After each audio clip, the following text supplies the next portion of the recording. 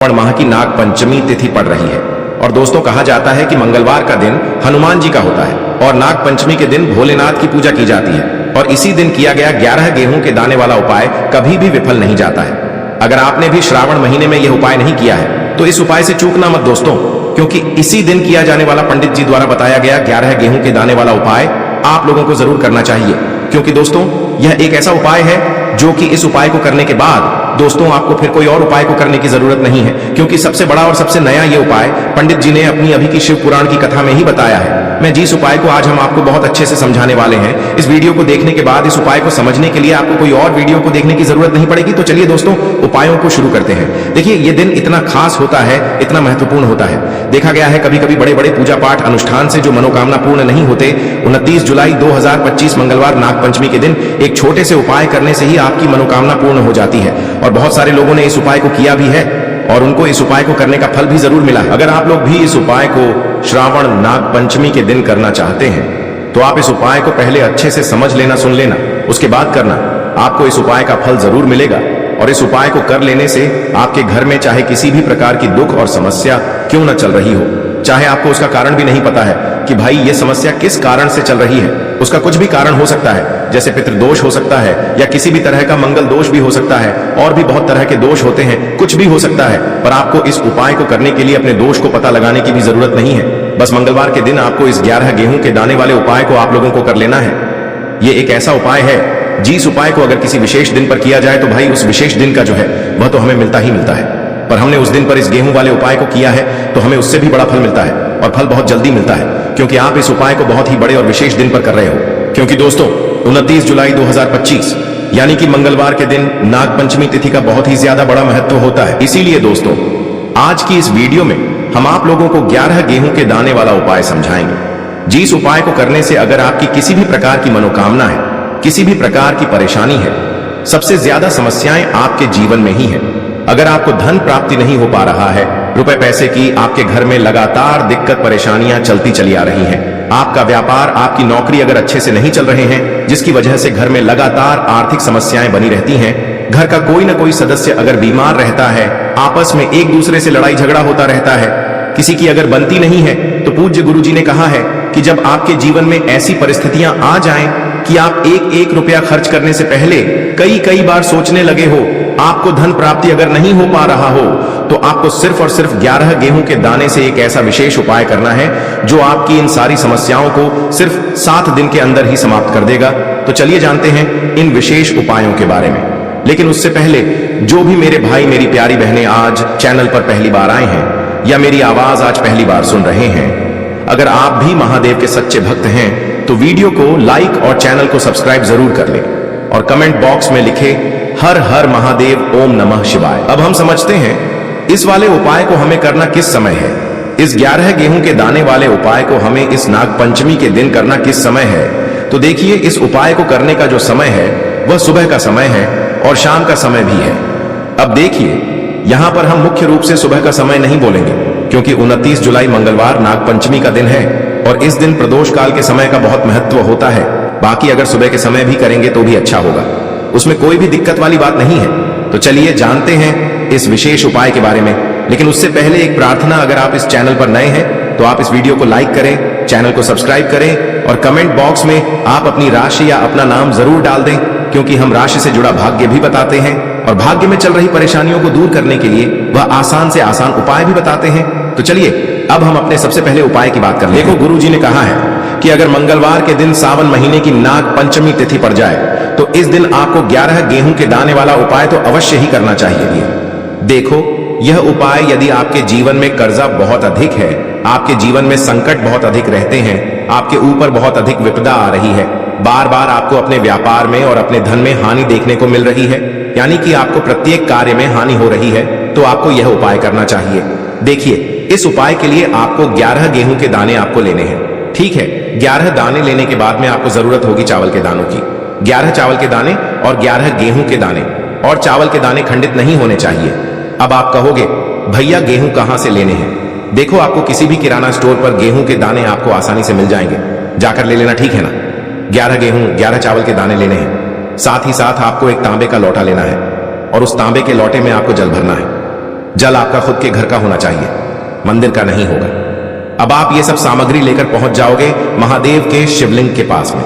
शाम के टाइम पे प्रदोष काल में देखो, जब आप ये उपाय कर रहे हो तो अपना फेस रखना उत्तर दिशा, नॉर्थ डायरेक्शन की तरफ। अब यहां पर जो मैं आपको क्रम बताने जा रहा हूं ना, उस मेरे क्रम को बहुत ध्यान से सुनिए। महादेव को अगर कोई सबसे प्रिय है ना, तो उनकी सबसे छोटी पुत्री, जिनका नाम है माता अशोक सुंदरी, जो आपके पास में चावल के 11 दाने हैं ना, उन चावल के 11 दानों को माता अशोक सुंदरी के स्थान पर आपको अपना नाम और गोत्र बोलते हुए समर्पित कर देने हैं, है ना। और चावल के दानों को रखने के बाद में जो आपके पास में तांबे का लोटा है ना, उस तांबे के लोटे को कहीं पे भी हम जल नहीं चढ़ेंगे। सिर्फ और सिर्फ माता पार्वती का जो हस्त कमल आपको दिख रहा है, यहीं पे गोल गोल आपको समर्पित करना है, उसी जल को, और कहीं नहीं। ना तो माता अशोक सुंदरी के स्थान पर, ना तो शिवलिंग के ऊपर, सिर्फ आपको यहाँ पे गोल गोल जलाधारी पर आपको उस जल को समर्पित करना है। अब आपके पास में बचे हुए हैं 11 गेहूं के दाने, और बचे हैं उन्हीं 11 गेहूं के दाने को आपको अपनी मनोकामना, अपने विशेष कहते हुए महादेव के शिवलिंग के ऊपर, अगर आप नाग पंचमी के दिन प्रदोष काल में समर्पित कर देते हैं, तो आपकी जो भी मनोकामनाएं होंगी, जो भी विश होंगी, महादेव पूरी जरूर करते हैं। अन्न को समर्पण करने से, उस खासकर गेहूं को समर्पण करने से हमारी इच्छाएं पूरी होती हैं। और अगर वह दिन मंगलवार का दिन हो, तब तो इससे सुंदर संयोग कुछ भी नहीं हो सकता। आपकी इच्छाओं को पूरा करने के लिए बहुत स्पेशल, बहुत प्यारा सा उपाय आप सभी को जरूर करना है। ध्यान में रखिएगा, यह उपाय प्रदोष काल में करना है। देखो, गुरु जी ने कहा है, भगवान शिव के शिवलिंग पर 33 कोटि देवी देवताओं का वास होता है। अगर हम शिवलिंग के सामने कुछ भी उपाय करते हैं तो हमारे सभी देवी देवता हमसे खुश हो जाते हैं। यह उपाय आपको अवश्य करना है। देखो, सुबह के टाइम नहीं कर सकते, ठीक है। अब बात करते हैं, बताते हैं तुलसी के गमले में आपको वह कौन सी चीज डालनी है। जी, इस उपाय को करने से आप अपने जीवन में महाधनी बन जाएंगे। इतना धन आपको मिलेगा कि कभी भी आपके धन में कमी नहीं आएगी, कभी भी आपका धन बर्बाद नहीं होगा। आपके पैसे की बर्बादी बिल्कुल आपके जीवन से रुक जाएगी। और जो लोग कहते हैं कि घर में पैसा तो आता है, पैसा रुकता नहीं है और पैसा बढ़ता नहीं है, वृद्धि नहीं हो रही है, उन्हें भी विशेष यह तीसरा उपाय पंचमी वाले दिन जरूर करना चाहिए। तो देखिए, पहले ही आपको बता दिया कि श्री हरि विष्णु की पूजा और उनका भोग श्री मतलब तुलसी मैया के बिना अधूरा है ना। और तुलसी मैया जो है वह श्री हरि विष्णु के बिना अधूरी है। तो देखिए, जब भी आप तुलसी का कोई उपाय करेंगे तो सीधे सीधे आप श्री हरि विष्णु को प्रसन्न कर लेते हैं। अब व्यक्ति को, यानी जो भी व्यक्ति है, किस व्यक्ति को कितना धन देना है, ये श्री हरि विष्णु के हाथ में होता है। धन देने का काम मां लक्ष्मी करती है, जो कि मां तुलसी का ही एक रूप है। मां तुलसी जो है ये माता लक्ष्मी का ही स्वरूप है ना। तो आपको करना क्या है, आपको लेनी है यहाँ पर हल्दी पीसी हुई, जो कि श्री हरि विष्णु से जुड़ी हुई है, आपके गुरु गृह से जुड़ी हुई है, आपकी कुंडली में गुरु को मजबूत करती है, सुख सौभाग्य को खींचने का काम करती है, धन को बढ़ाने का काम करती है। तो एक चुटकी पिसी हुई हल्दी आपको लेनी है, और यह पिसी हुई सूखी हल्दी ही आपको अपने गमले में, तुलसी का पौधा जिस गमले में लगा है उसमें अच्छे से इस हल्दी को डालना है, ठीक है ना। और ओम नमो भगवते वासुदेवाय नमः, इस मंत्र का जाप करना है। कितनी बार? कम से कम 11 बार जाप करना है। ओम नमो भगवते वासुदेवाय नमः, इस मंत्र का जाप करते रहना है। और हल्के हल्के से तुलसी के पौधे में आपको पूरे गमले में पीसी हुई हल्दी का छिड़काव करना है। तो देखिए, जो व्यक्ति इस उपाय को पंचमी के दिन कर लेता है, ऐसा समझ लीजिए अपने जीवन से नहीं आने वाली 7 पीढ़ियों के जीवन से निर्धनता और गरीबी को दूर कर देता है। क्योंकि हल्दी जो है ना, यह साधारण नहीं है। हल्दी इतनी उत्तम होती है कि रातों रात आपके जीवन में चमत्कार करती है। आपने देखा होगा कि कोई भी शादी होती है, विवाह होता है ना, कोई भी ऐसा शुभ काम हम करते हैं उसमें हल्दी जरूर लेते हैं। गृह प्रवेश जब हम करते हैं तो हल्दी के स्वास्तिक का निर्माण करते हैं। कोई भी अच्छा काम करने जा रहे हैं, हल्दी उसमें लेते हैं। और हल्दी जो है यह आपके गुरु ग्रह को मजबूत कर देती है। अगर कुंडली में गुरु कहीं ना कहीं मजबूत है तो इससे उत्तम उपाय आपको ऐसा समझिए पंचमी का मिलेगा नहीं। बहुत ही उत्तम उपाय है, तुलसी के गमले में एक चुटकी पीसी हुई हल्दी डालना है। तो यह बहुत ही उत्तम उपाय है। इस उपाय को आप जरूर करें पंचमी वाले दिन, और साल का सबसे बड़ा यह दिन है।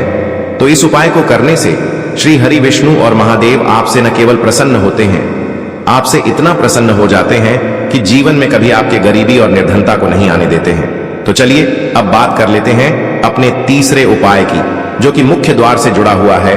और यह उपाय है स्थिर लक्ष्मी के वास के लिए।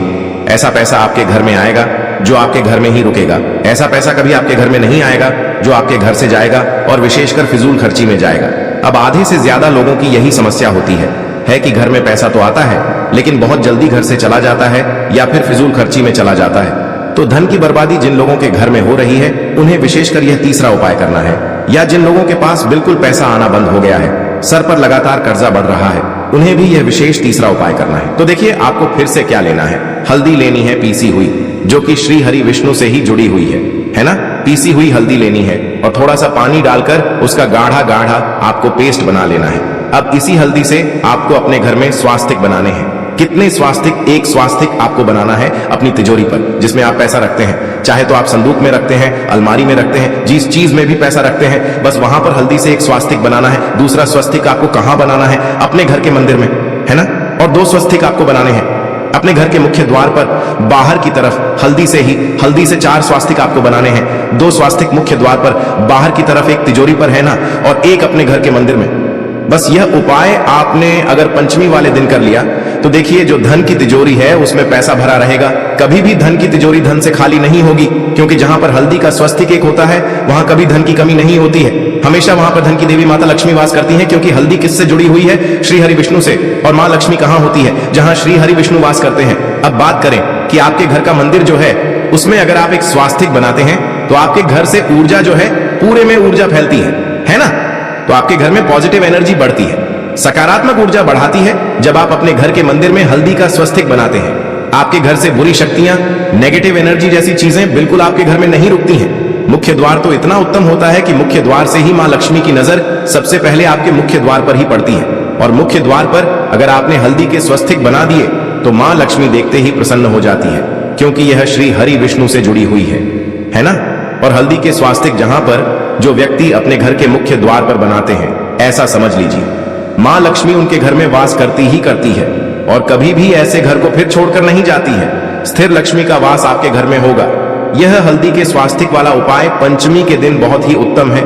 साथ ही साथ कोशिश करें कि इस दिन गाय माता को हरी घास अवश्य खिलाएं।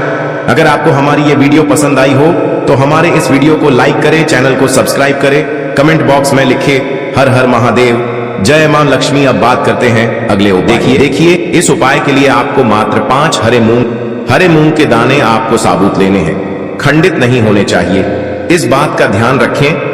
और इसी के साथ मैं आपको एक तांबे के पात्र के अंदर अपने घर से शुद्ध जल ले लेना है। अब दोस्तों इन सभी सामग्रियों को लेकर के आपको सीधे पहुंच जाना है भगवान शिव के मंदिर में। देखिए इस उपाय को भी आप सुबह भी कर सकते हैं और शाम के समय में भी कर सकते हैं। देखिए भगवान शिव के मंदिर में पहुंचने के बाद आपके पास जो 5 हरे मूंग हैं, उनमें से पहला जो हरा मूंग है आपको शिवलिंग के सामने जो नंदी महाराज होते हैं और उनका जो पैर उठा हुआ होता है वहां पर आपको पहला हरा मूंग समर्पित कर देना है और आपको ओम नमः शिवाय इस मंत्र का जाप कर लेना है। फिर आपको दूसरा हरा मूंग लेना है और शिवलिंग पर जो श्री गणेश जी वाला स्थान होता है वहां पर आपको यह दूसरा हरा मूंग समर्पित कर देना है, यानी कि शिवलिंग के सीधे तरफ आपको यह दूसरा हरा मूंग समर्पित करना है। और फिर आपको ओम नम शिवाय या फिर श्री गणेशाय नम इस मंत्र का जाप कर लेना है। तीसरा हरा मूंग का दान आपको भगवान शिव की सबसे प्रिय पुत्री माता अशोक सुंदरी वाले स्थान पर समर्पित करना होगा। शिवलिंग की जो जलाधारी होती है, जहां से जल बह करके आता है, उसी जलाधारी के बीच में जो कहीं कहीं उठी हुई लाइन होती है सांप की आकृति के रूप में, वहीं पर आपको तीसरा हरा मूंग समर्पित करना है और फिर आपको ओम नमः शिवाय इस मंत्र का जाप कर लेना है। अब दोस्तों चौथा जो हरा मूंग है उसे आपको भगवान कार्तिकेय जी का जो स्थान होता है शिवलिंग पर, वहां पर आपको ये चौथा हरा मूंग का दाना समर्पित कर देना है और आपको ओम नमः शिवाय इस मंत्र का जाप कर लेना है। अब दोस्तों आपके पास जो 5वां और अंतिम हरा मूंग बचा हुआ है उससे आपको उससे जल के पात्र के अंदर डाल देना है और इस हरे मूंग से युक्त जल से आपको भगवान शिव के शिवलिंग का अभिषेक कर देना है। जल आपको बिल्कुल धीरे धीरे समर्पित करते जाना है और लगातार आपको शिव महापुराण के मूल मंत्र श्री शिवाय नमस्तुभ्यम इस मंत्र का जाप करते रहना है।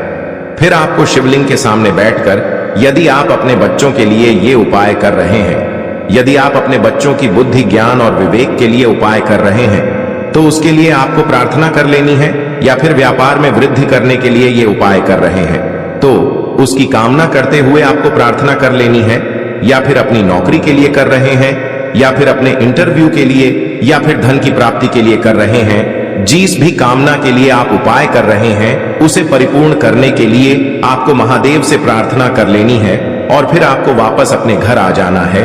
पूज्य गुरु जी ने कहा है कि जो भी व्यक्ति इस उपाय को कर लेता है तो यकीन मानिए आपके जीवन की जो सारे संकट, कष्ट और बाधाएं ही वो सभी समाप्त होंगे। अब हम बात करते हैं अगले उपाय की। इस उपाय के लिए आपको एक दीपक लेना है। दीपक आप मिट्टी का भी ले सकते हैं और शुद्ध आटा मढ़कर उसका दीपक भी आप तैयार कर सकते हैं। दीपक के अंदर गोल बाती का प्रयोग करना है और दीपक के अंदर आपको शुद्ध घी का प्रयोग करना है। इसी के साथ में आपको मात्र एक फूल वाली लौंग लेनी होगी। अब यह एक दीपक और एक फूल वाली लौंग लेकर के सीधा आपको पहुंचना होगा बरगद के वृक्ष के वहां पर। देखिए, सबसे पहले तो आपके पास जो एक फूल वाली लौंग है उससे आपको बरगद के वृक्ष की जड़ में समर्पित करना है। देखिए, अगर आपके जीवन में कोई भी बड़ा संकट आने वाला है, कोई भी बड़ा कष्ट आने वाला है, तो वह इस उपाय के माध्यम से दूर होने वाला है। महादेव की विशेष कृपा रहेगी कि जो भी संकट आपके जीवन में आने वाला होगा वह भी दूर हो जाएगा। तो आपको एक लौंग समर्पित करनी है बरगद के वृक्ष की जड़ में, और वहीं पर आपको जो है गोल बाती वाला दीपक जो आप लेकर के गए हैं उससे भी वहां पर प्रज्वलित कर देना है। वटकेश्वर महादेव का स्मरण करते हुए देखिए, जब भी आपको जीवन में इस साल लगने लगे कि आपके जीवन में कुछ भी अच्छा नहीं चल रहा है, तब भी आप कोई उपाय करना है तो इस प्रकार से आपको ये उपाय करना है। अब हम जान लेते हैं चौथे विशेष उपाय के बारे में। देखें, यदि आपके विवाह में, शादी में कोई भी समस्या आ रही है, यदि आपका जो कर्ज है वह दिन पर दिन बढ़ते ही जा रहा है, तो आपको ये चमत्कारी उपाय करना चाहिए। कोई भी समस्या अगर जीवन में है तो उसे दूर करने के लिए आप कोई उपाय करना चाहिए। मंगल दोष से जुड़ी हुई समस्या भी है तब भी आपको ये उपाय करना चाहिए। देखिए, इस उपाय के लिए आपको एक तांबे के पात्र के अंदर अपने घर से शुद्ध जल लेना है और इसी के साथ में आपको एक चुटकी लाल चंदन लेना होगा। अब आपको क्या करना है कि जो लाल चंदन आपने लिया है उसे आपको उससे जल के पात्र के अंदर डाल देना है और ये जल्द जो है आपको लाल चंदन से युक्त तैयार कर लेना है। और ये लाल चंदन से युक्त जल आपको भगवान शिव के मंदिर में लेकर के पहुंचना है। लेकिन ये उपाय भी आप सुबह से लेकर के शाम तक कर सकते हैं। अब दोस्तों, ये जो लाल चंदन से युक्त जल है, इससे आपको भगवान शिव के शिवलिंग पर धीरे धीरे अर्पित कर देना है और आपको लगातार श्री शिवाय नमस्तुभ्यम इस मंत्र का जाप करते रहना है। देखिए, यदि आपके जीवन में विवाह से जुड़ी समस्या चल रही है तो आपको मंगलेश्वर महादेव का स्मरण करना है, और जीवन में अधिक कर्ज की समस्या है तो आपको आरण मुक्तेश्वर महादेव का स्मरण करना है।